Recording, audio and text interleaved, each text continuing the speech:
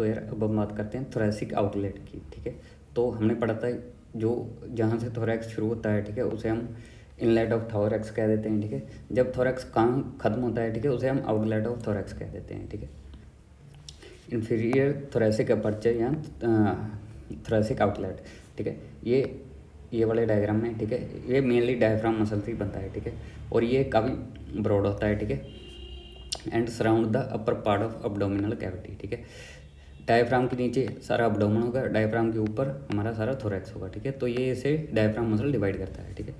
तो ये large Moscow एप्रोनोटिक diaphragm होता है, ठीक है, which is attach to the margin of thorax outlet, ठीक है। तो ये सारा थोरैक्स के आउटलेट से अटैच होता है हमारा डायफ्राम मसल, ठीक है, और ये सेपरेट करता है थोरैसिक कैविटी का अब्डोमिनल कैविटी से, ठीक है। तो इसकी बाउंड्रीज क्या होती है, ठीक है। तो हमें जैसे इस डायग्राम में दिख रहा है, ठीक है, ये टेल है हमारी स्टर्नम की, ठीक है, ये होगी ज़िफॉइड प्रोसेस, ठीक है। इसके एक तो ये इसके पोस्टीरियरली लगा होता है, ठीक है।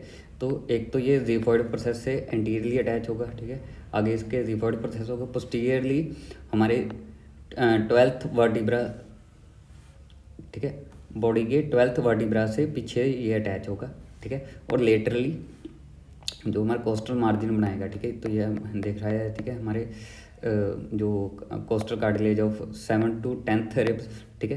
तो इसके साइड में लेटरली क्या क्या होगा, ठीक है, 7th 8th 9th और 10th रिब और 11th और 12th जो फ्लोट कर रहे हैं, ठीक है, वो सारे मसल इसके लेटरल मार्जिन बनाएंगे। पोस्टीरियरली थोरेसिक वर्टिब्रा होगा 12th, आगे ज़िफॉइड प्रोसेस होगी, ठीक है।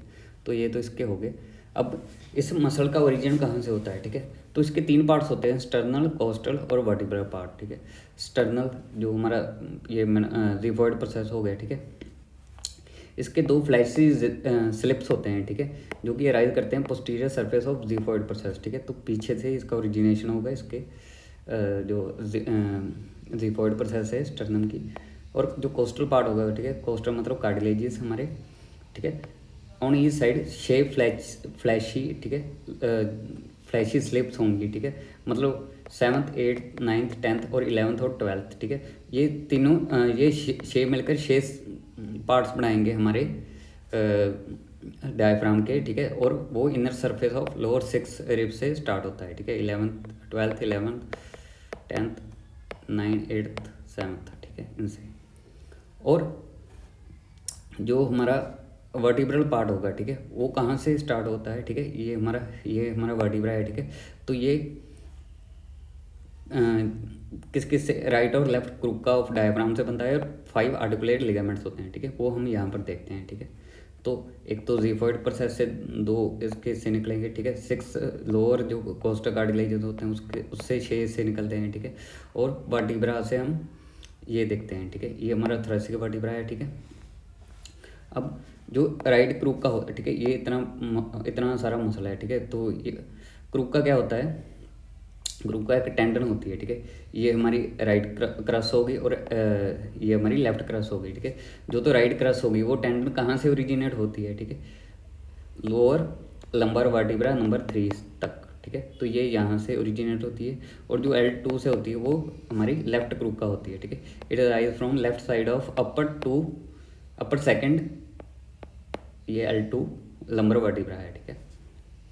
तो ये क्रूक का हो गया, ठीक है, दोनों और क्रस हो गए।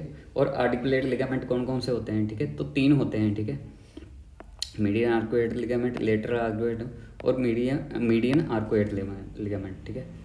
तो सबसे पहले ये वाला हमारा होगा, ये लेटरल वाला हो गया, ठीक है। फिर ये सबसे पहले लेटरल आर्कुएट लिगामेंट है, ठीक है, ये वाला लेटरल आर्कुएट लिगामेंट है, ठीक है।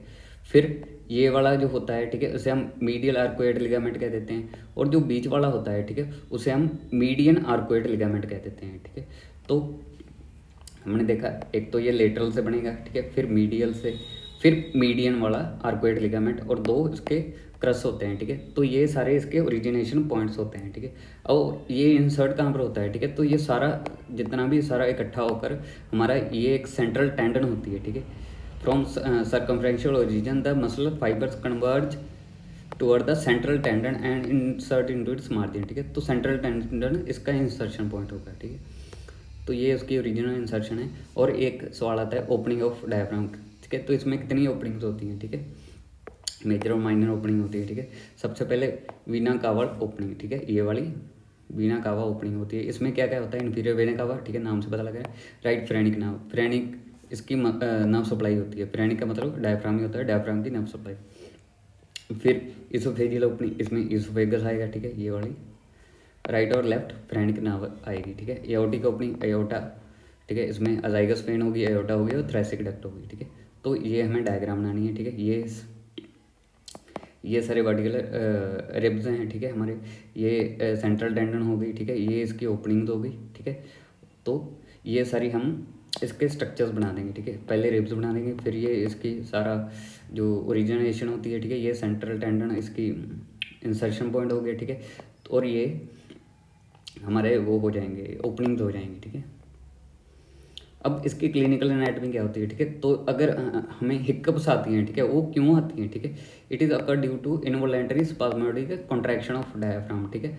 तो जब डायफ्राम कॉन्ट्रैक्ट करता है, ठीक है, और जो हमारा ग्लोटिस होता है, ठीक है, लैरिंक्स में होता है ये स्ट्रक्चर, ठीक है, वो बंद होता है, ठीक है। ये कॉन्ट्रैक्ट कर गया पर ये बंद है, ठीक है, उसके कारण हमें हिक्कप्स आते हैं, ठीक है।